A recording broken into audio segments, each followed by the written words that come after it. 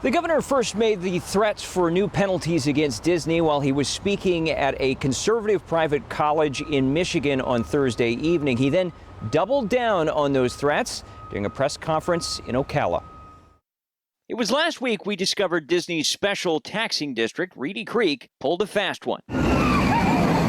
Its old board, as a last act, ceded much of its authority over to the company, undercutting powers of the new state regulators that were set to take over. They are not superior to the people of Florida. Thursday night, DeSantis vowed to not only nullify the power grab, but to use the legislature to levy potential penalties. We're going to look at things like taxes on the hotels. We're going to look at things like tolls on the roads. We're going to look at things like developing some of the property that the district owns. The Republican then doubled down during a news event Friday, though mention of taxes and tolls was gone. There will be additional legislative action taken in Tallahassee. The fight began last year after Disney took issue with Florida's parental rights in education law.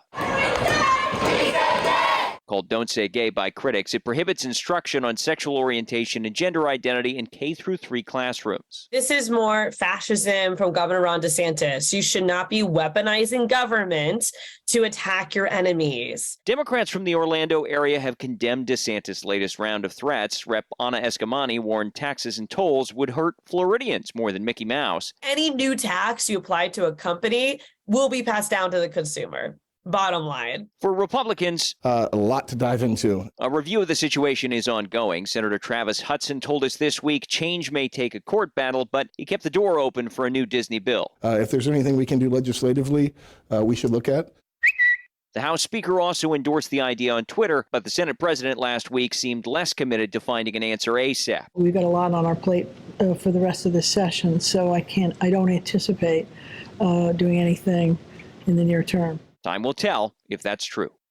So when will we know more? Well, we have to wait for lawmakers to return for the second half of the legislative session. The Senate coming back on Tuesday and the House shortly after that. Lawmakers do have a very, very busy agenda for the rest of their legislative session. So if a Disney bill does come up, it's going to be crammed in amongst a lot of other GOP priorities. That's the latest out here at the Capitol. I'm Forrest Saunders reporting.